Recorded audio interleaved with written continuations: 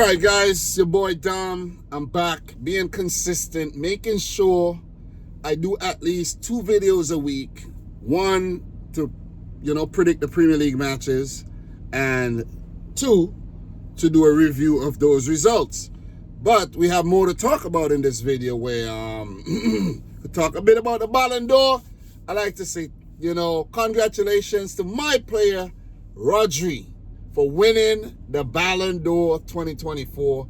And I think it was well-deserved. I know a lot of people think Vinicius Jr. deserved it, or whether they think Jude Bellingham or whoever they think deserved it. But I think Rodri deserves it. He was a very underrated player, and he rose to stature. He scored a Champions League winning goal when Man City defeated Inter 1-0 back in 2023. And I think he deserves it, man. Winning the Euros with Spain and just winning a whole bunch of trophies, man. Premier League, Club World Cup, the Nations League with Spain. It's just, he has just become a serial winner, and he's just become a pivotal part of this Manchester City team. The man is a juggernaut. So congratulations to Rodri. Hard luck to Vinicius Jr. and Jude Bellingham and whoever else missed out. They didn't attend the ceremony because they were told in advance that they didn't win it, so they chose to boycott it. That's the definition of a sourpuss. You see what I'm saying? Selfish behavior. Show up and support your fellow footballers. It doesn't matter if you're not going to win. Show up and support. Take your second and your third place awards and be content with that. Come harder, come better next time. Make that a motivator. But no, you're going to be sour and you're going to not attend. But it is whatever, man. It is whatever. It's okay. Haters are going to hate. That's what they do. So, guys, don't forget to smash the thumbs up button for this video. Let's go through the results for the last match week 9. So, Leicester City 1, Nottingham Forest 3. And I did not make a prediction for this game. Let me just pull up all my predictions here. I didn't make a prediction for this one because this game was played on Friday. I made my prediction video on Saturday morning. Thanks for all those who watched the video. Thanks for everyone who keep watching the videos, man. I still get a very good viewership on the channel. I was looking at my analytics, and it said I had about 5,000 returning viewers. Like, god damn. Y'all still got love for your boy. You see what I mean? So, I am still keeping this channel alive, and there may come a time in the future where I have more time to come and talk more, football with you guys. I plan to do more news articles as well, where I just come in and drop the video. So stay tuned for that, man. Stay tuned for that. I want to be more consistent. But in that game, Ryan Yates in the 16th minute, Vardy in the 23rd, and Chris Wood with a brace to give Forest back-to-back wins, and take all 3 points there. So they're doing well. Since Forest's promotion to the Premier League, this is like their 3rd season, man. They're doing well, and they look like they're going to survive yet another year. Big up to Nuno, man. He's doing big things at Forest. Let me turn off this van right about now. So let's keep it moving, man. We're not going to linger too much on this, but, good win for Forest. As for Leicester, they've had a decent start to their return to the Premier League under Steve Cooper. And I think they'll survive because there's teams like Wolves, Southampton, Ipswich struggling. Crystal Palace, all these teams are struggling a bit there. Manchester United. So I think Leicester would survive the drop this season. So let us keep it moving, man. Definitely.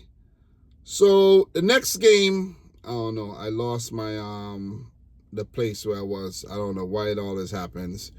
But the next game, Manchester City 1, Southampton 0. You guys know I don't leave City games for last because people are just haters, man. They don't want to hear me talk about City. But it's okay. I don't need to brag or boast. The numbers are there. And you might say, what number, Dom? 115? Listen, the numbers are there, man. All of that's going to be beaten. Don't worry about that. What is to be will be, but all of that is going to be beaten. Just remember, I told you that. All of that's going to be beaten. Just want to get past all of that, all the allegations, and, continue soaring. You said that City weren't ever going to win the Champions League. Yeah, you guys never win the Champions League. What happened? We won the Champions League. I have never seen, since then, I've never seen anybody talk Champions League when it comes to City. They don't mention it no more. You see what I mean? When we beat the 115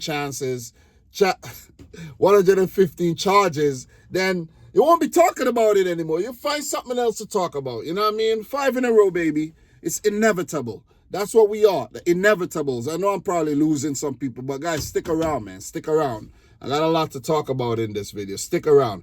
Erling Haaland with a really cheeky goal being pulled down and, to follow up his acrobatics in the Champions League last week.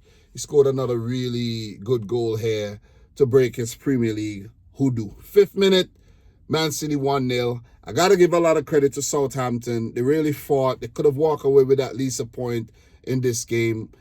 Cameron Archer did hit the post. Onuachu did test, the defense when he came off the bench. Maybe there's a few more instances, but those are the ones I could recall.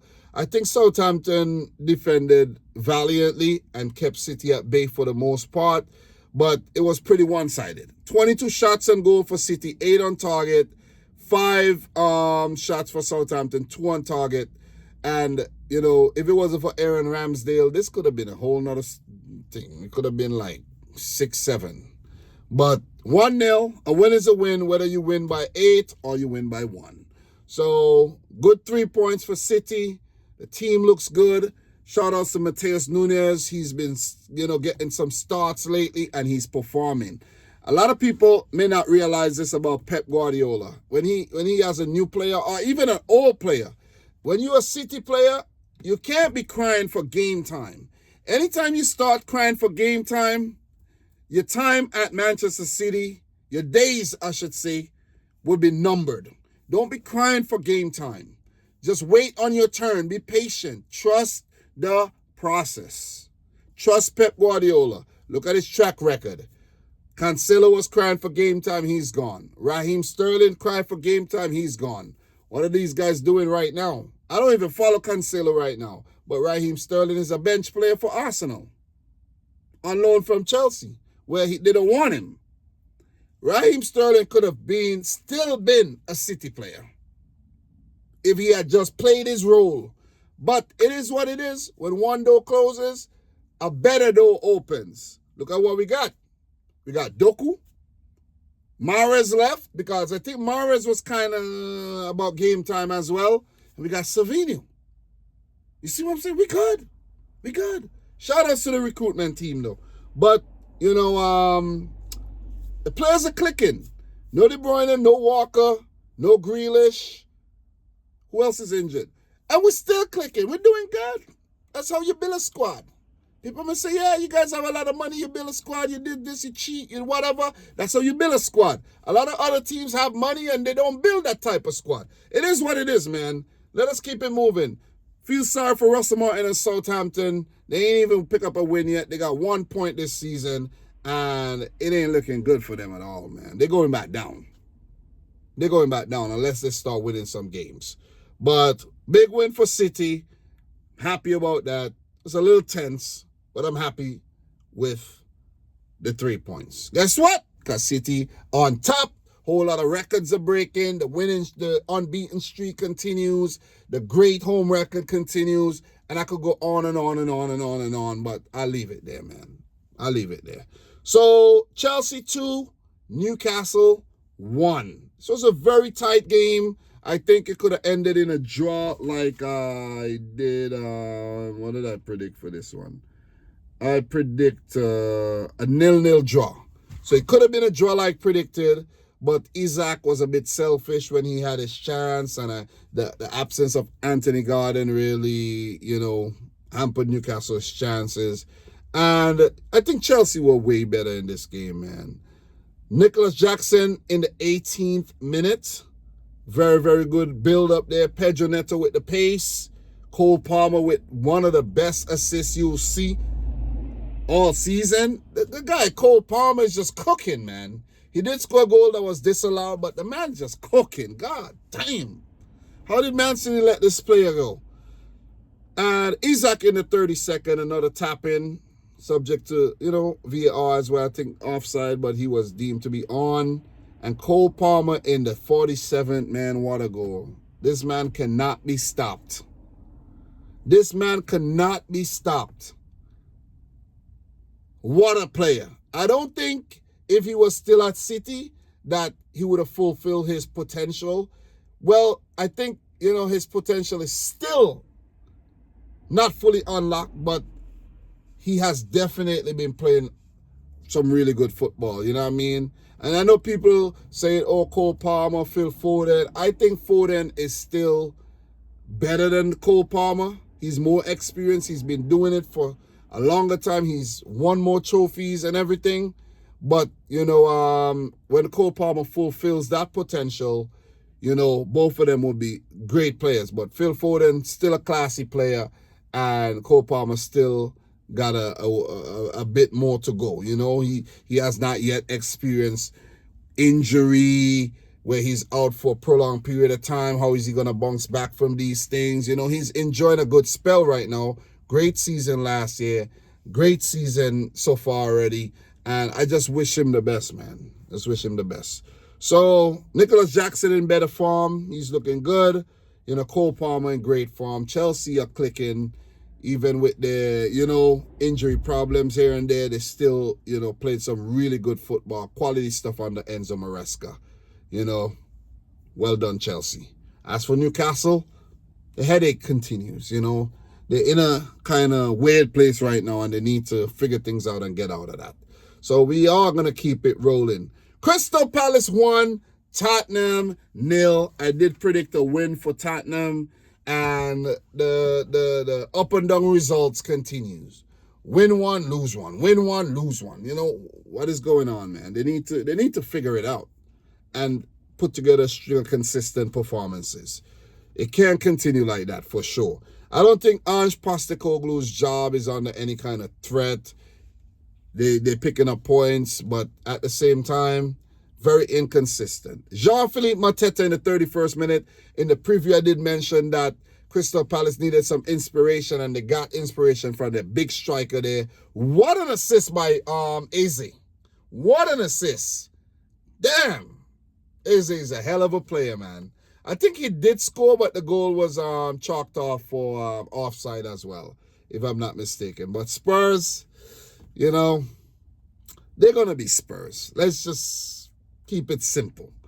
Let's not go down a rabbit hole here. We know what it is. They had 11 shots, 3 on target for 67% of the ball. Still couldn't take anything away from that game. Son was absent, so they were short-handed, but at the same time, we expect them to beat Crystal Palace. But first win of the season for Oliver Glasner and Crystal Palace.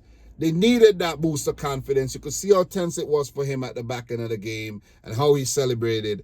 They needed those 3 points, and this could kickstart, a string of consistent performances. Let's see what happens. So we're going to keep it short and sweet and keep it moving, guys. The next game I want to talk about, West Ham 2. No. Not yet. I'm going to save that one for last. I'm going to save that one for second to last. I'm going to save the Liverpool-Arsenal one for last. So stick around, guys. We got a lot more games to talk about. Brentford 4, Ipswich Town 3. I knew this one would be a good one. I predicted a 2-1 win for Brentford, and it ended in a win for Brentford. So in this game, Sammy Schmodix in the 28th minute, they opened the scoring, and George Hurst, I think this is the first start, took Ipswich 2-0 up. They were living in dreamland. They're like, God damn, we're 2-0 up. We're finally going to win first Premier League game on return to the league. God damn, man. Let's get it.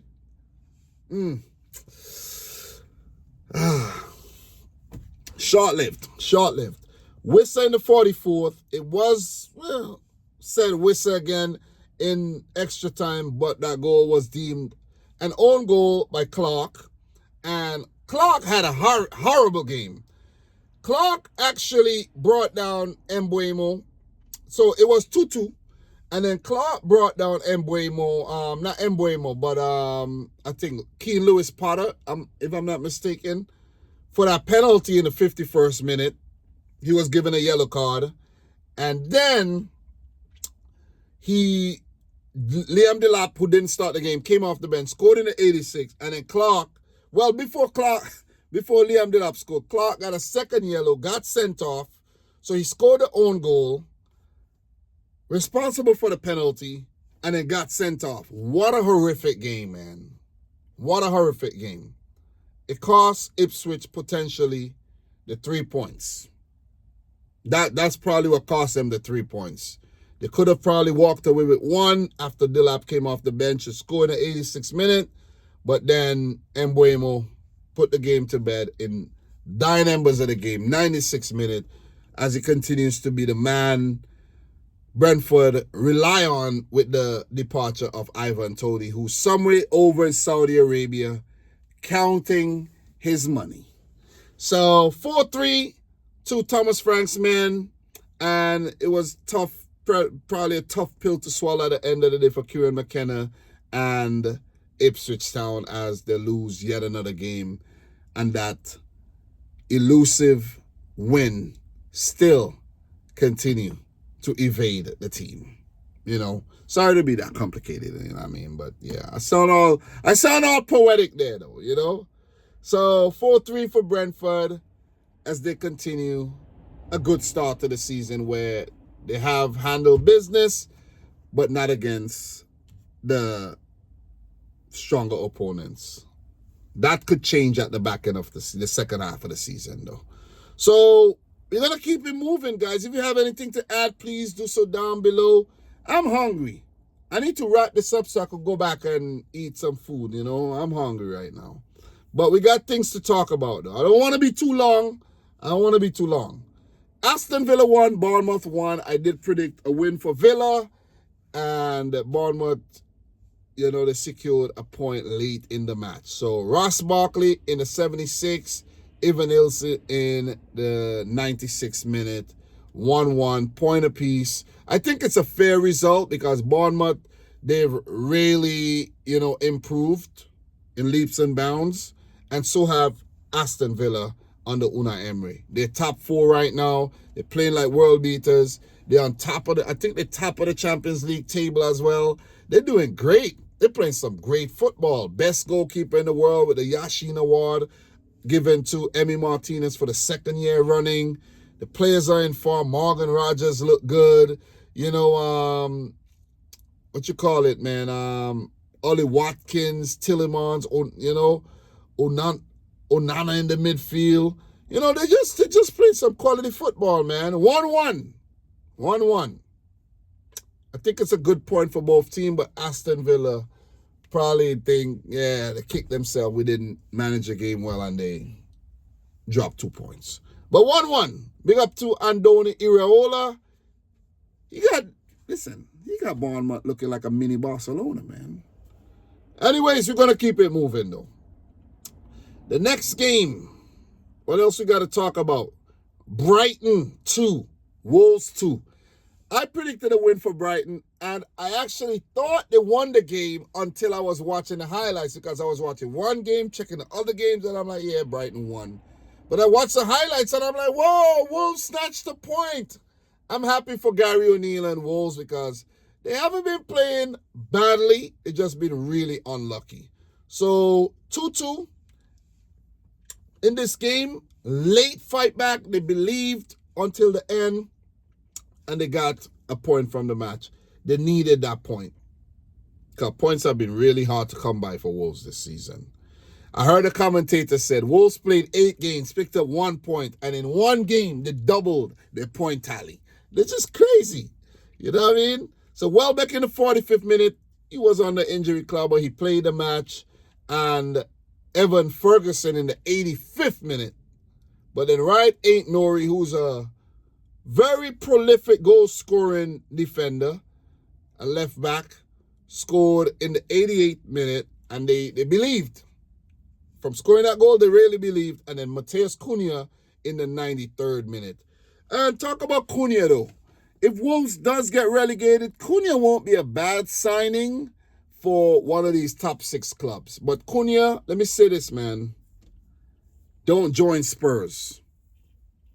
No matter what you do not join Tottenham Hotspur. I think Cunha could be a very good player for Arsenal. And if Arsenal are serious about winning things, they could go in for Cunha in January. Go in for him. Forget about Wolves and their survival. Go for your man. I think Cunha could also be a quality player for a team like Manchester City or even Liverpool. You see what I mean? Quality player, man. Anyways, 2-2. Pretty sure Wolves are happy about that point, and it could kickstart something, magnificent for them and inspirational for them going forward. But Brighton, also, their team, you never know where the result, is going to go. But still a great result nevertheless, though. So, how many games we got left to talk about, man?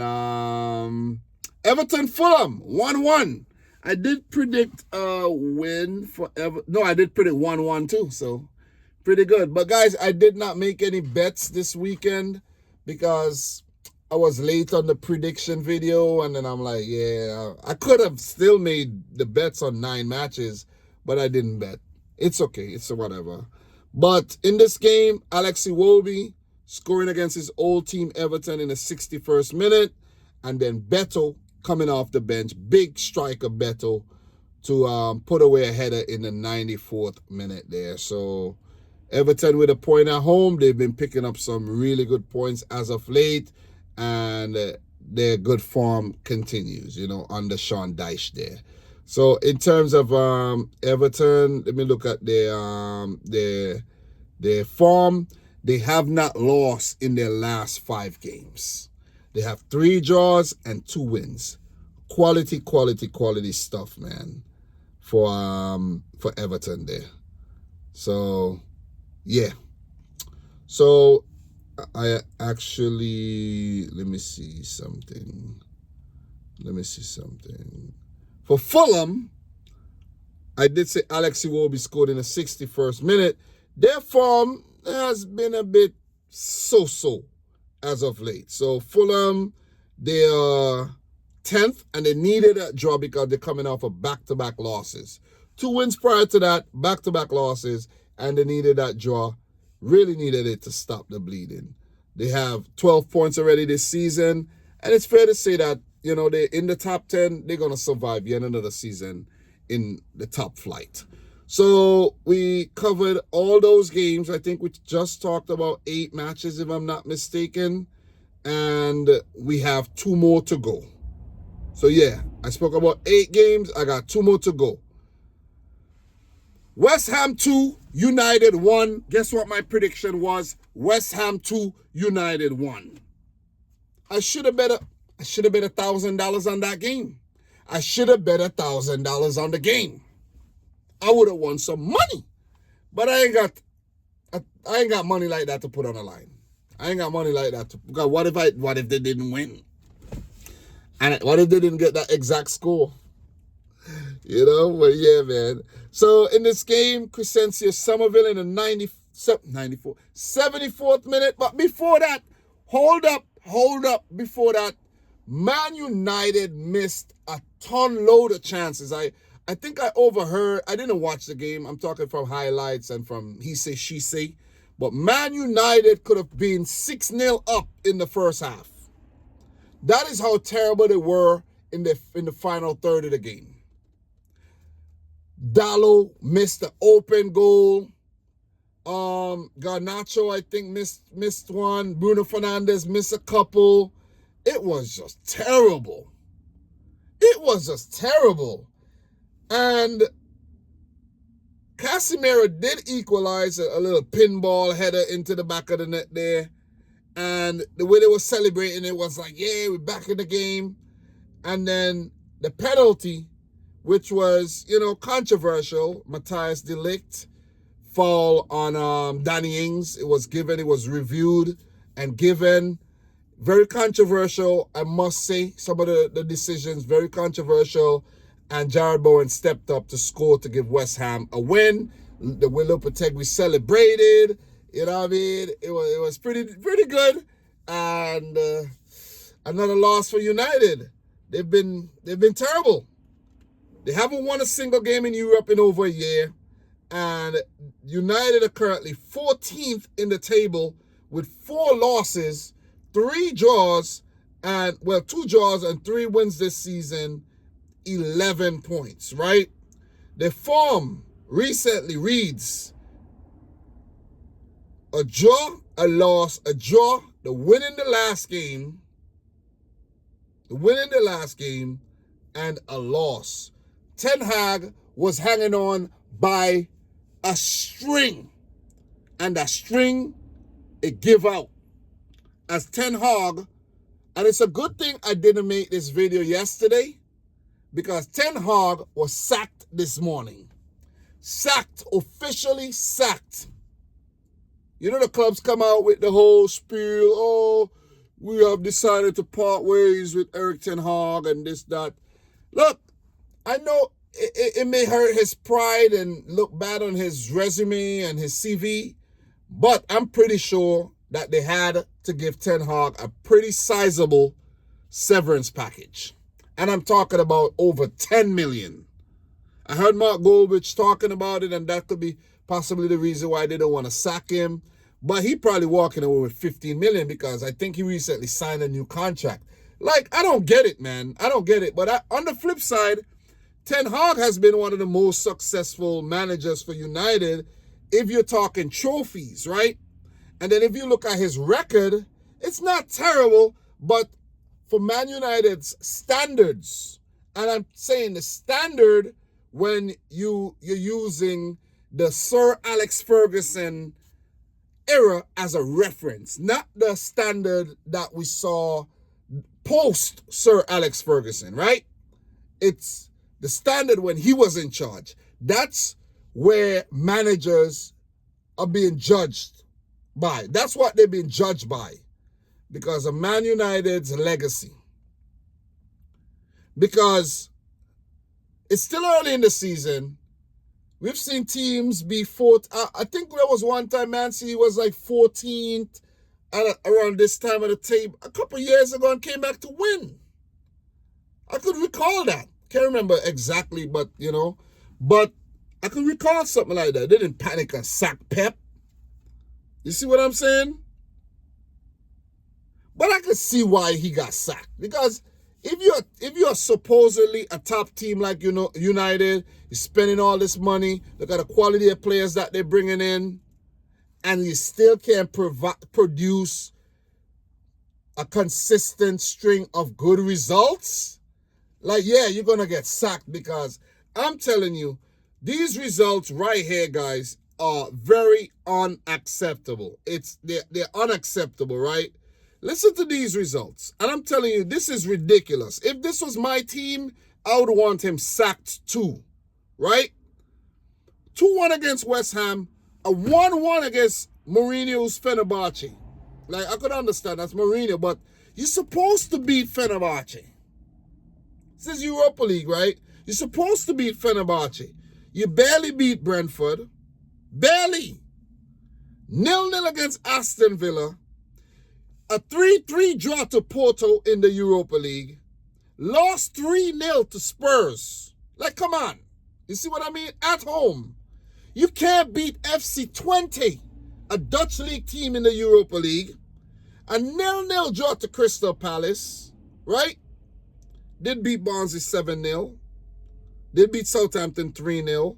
And that's after Southampton got a red card. I think penalty was saved or something like that, if I'm not mistaken. Liverpool, 3-0 loss. Brighton, 2-1 loss. Barely beat Fulham on the opening day. Of course, you're going to get sacked if you start the season like this. This is horrendous. Horrendous form for a team that's supposed to be one of the top clubs. I haven't really looked into the news or anything, but I know Ruud van Nistelrooy was the assistant to Ten Hag, and he might be the caretaker manager. And they've been linked to Ruben Amorim, the current manager of Sporting CP in the Portuguese league, highly rated, who was linked with the Liverpool job. Don't know if he's gonna take it, but it would be the dumbest idea dumbest decision, dumbest idea that could pop in your head. Don't do it, man. Don't do it. Let Van Nistelrooy, who's a former player, let him go and do it. Let him take the reins. Let him be the manager. Let him deal with the headache. Let him spoil up his CV. You see what I mean? Let him do him. Let him do it. Maybe they should hire Southgate. Who knows? But anyways, it's nice to see. As a City fan, it's nice to see Man United in the mud. Just gonna put it out there, man. Anyways, we're gonna keep it rolling, guys. Glad I got that off my chest, but we gotta keep it rolling. Last but not least, Arsenal 2, Liverpool 2. And before even getting into the game and the scores, I'm not gonna be super long here. I did predict a win for Liverpool.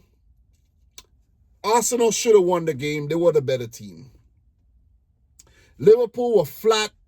They didn't look like that Liverpool team that only lost once this season on the slot in the league. And they didn't look like the team who's had the best ever start to a Premier League season. Because that's what it is. What was it? 7 wins, 1 loss, and now it's 7 wins, a draw, and a loss. A little blemish on their record there. But I think for Liverpool, it was 1.1,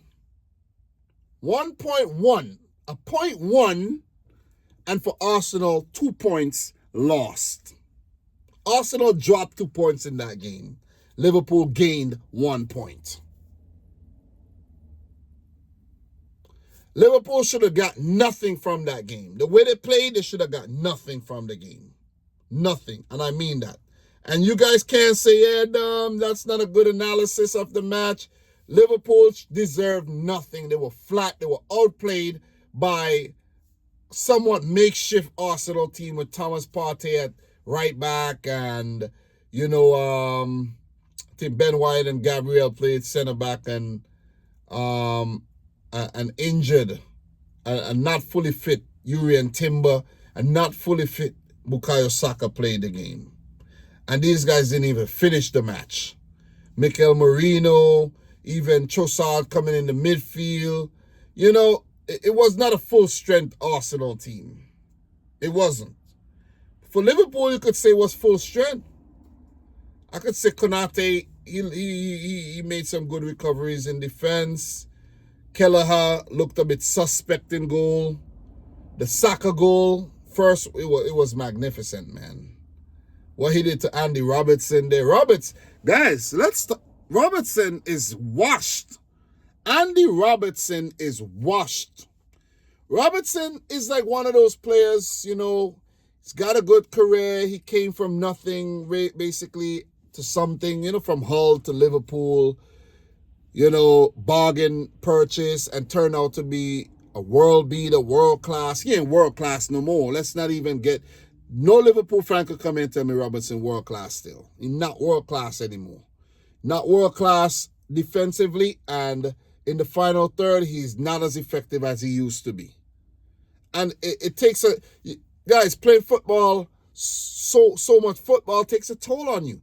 We're talking about Robertson being consistent from the 2017-18 season to not last season, but the season before last. That's a lot. That's like a good 7 seasons of consistency and being really fit. I think he started to get injured, and then he's not the same player anymore. I think attackers are licking their chops coming up against Robertson these days. Trent Alexander-Arnold, on the other hand, has been he hasn't been in the spotlight for his defensive frailties a lot these days, but he's more been in the spotlight linked to Real Madrid. I think he'll make a good player at Real Madrid. Yeah. Still a quality attacking player. Better in attack than defense. And I think he was responsible for, was he responsible for the assist for the Van Dijk goal? And let me see. I can't even remember. My phone service is kind of laggy right about now. Very, very laggy right now. But I know he did was involved in that goal, the Salah goal. I know that for sure. So Arsenal 2, Liverpool 2. Saka in the 9th minute. Oh man, as I said, washed up Andy Robertson there and just smashed in Sergio Aguero-esque type goal there in the roof of the goal. So 9th minute Saka, Van Dijk, brilliant header there in the 18th minute. Liverpool back on terms, using their opportunities from the set piece there. I need to get everything right here in terms of the thing. Let me see. I know you guys will be like, yeah, Dom, this is who scored. Come on, Dom. Luis Diaz with the assist, but the corner was Alexander-Arnold. Alexander-Arnold. Just wanted to make sure. So Arsenal not defended well at their near post. Luis Diaz flicking on, Van Dijk flicking in, and they're back in the game. But Declan Rice with that brilliant whipping ball from the free kick. Mikel Merino with his first Arsenal goal. Guys, he used to play in the Premier League for Newcastle back in the days. Let's call it the second coming, because he was basically like a kind of flop player in a way at Newcastle. They got relegated and stuff, you know. Then he went back to Spain and he did really good. Sociedad. And for Spain, the man's back. The man's back like near to world-class type player. I'm not saying he's world-class. I'm saying he's a quality player, though. Definitely got to give him his ratings. And Arsenal were 2-1 up. But the thing is, Arsenal, the team is so frail right now in terms of injuries that when you start taking off Saka and you got to take off Timber, and I think Gabriel had to go off as well. Gabriel had to be taken off. You know, the injuries here. Gabriel had to be taken off. Martinelli taken off. When you're bringing on Lewis Skelly, no disrespect to these guys. These guys have shown promise. And Nwaneri has shown promise. I think he's like 7. These guys are like 17. Youngins. When you got to bring these players on, then is when you give Liverpool a sniff. And a sniff they did get, and they took it. Guys, in life, whenever you get a sniff, take it. Take that opportunity. And that was brilliant play, man. That was brilliant play for Liverpool. Oh, Calafiori, he's injured too. So Arsenal were real light coming into this game. So you got to give them a lot of credit for being 2-1 up, but they just couldn't hold on, man. They really couldn't hold on. I think Mikel Arteta tried his best, but they couldn't hold on, man. So Darwin Núñez with the assist for the Salah goal, but it was Trent Alexander-Arnold's delivery. And he actually celebrated it like it was an assist. You know, there was controversy at the end of the game too, where Arsenal had the ball in the back of the net via, I think that was Havertz, if I'm not mistaken. But it was chalked off because the whistle had went. And looking back at that goal, guys, that, you know, chalked off goal, I realized the ball had actually hit Havertz on his arm. That would have been, you know, questionable as well. And, you know, I hear the Arsenal fans talking about it. And the commentary reads, right, Arsenal score, but it won't count. Late drama. Jones failed to hit a decisive clearance 20 yards from his goal, with Kiwior leaping over the back of Szoboszlai. I think that was what it was. I don't know what the call was for, but we're going to find out. Szoboszlai he was weak in that play, and Szoboszlai has fallen to the bench. Curtis Jones up the pecking order. Leave that for another time. And headed the ball back into the 18-yard box for Havertz. The striker rounds. Havertz won the header against the defender. I think that was Konate. He probably hit Konate in the face as well. The ball hit him on his arm. Questionable, you know, handball as well. and then he goes around. Let me see. Rouse Kelleher look to score, but his efforts hits off the post, forcing Nwaneri to tuck it in over the line in confirmation, but a foul in the build-up keeps the game at 2-2. So Nwaneri was the one who knocked it in, but and it came off the post, but it was already deemed a foul in the build-up. I think it may have been the foul on Szoboszlai or Konate. I don't know. If you know, let me know down below, man. But Endo came on in the end there. I think I had stopped watching the game by then, if I'm not mistaken. I think I had stopped. I think something had happened. Oh, I think I was at the Home Depot or something. Yeah, I think I was at the home, and my Wi-Fi got connected to there, and then I couldn't watch the game anymore. I think that's what happened. That's what happened. But it's a great result for City. 1 point each for both Arsenal and Liverpool. I really wanted Liverpool to win the game because I wanted to stretch that gap between City and Arsenal, Liverpool-Arsenal, so that it will be a Liverpool-City thing, and I know Liverpool going to fall off. Liverpool going to fall off eventually. But Arsenal across the last 2 years, they have shown themselves to be very, very worthy contenders for the Premier League. But this season, I don't know, man. They're crumbling, guys. They're crumbling. No Odegaard, a lot of injuries. The squad is not deep enough. And there's also trust issues within the squad. Mikel Arteta do not trust some players. He does not trust Zinchenko. Let me tell you who else he does not trust. Big up to Raya. Raya has definitely slotted in nicely.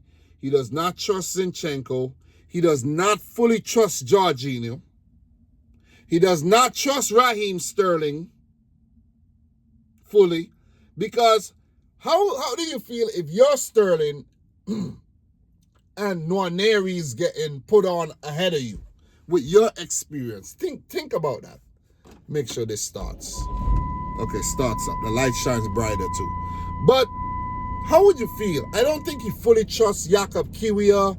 Tomiyasu is injured. So Arsenal got all these injuries. Odegaard, he's coming back soon though. But Tomiyasu, Calafiori, Kieran Tierney, Saliba suspended. Then Saka is not fully fit. Timber is not fully fit. What if somebody else gets injured? Let's say Kai Havertz, who's been scoring the goals. Gabriel Jesus ain't doing nothing.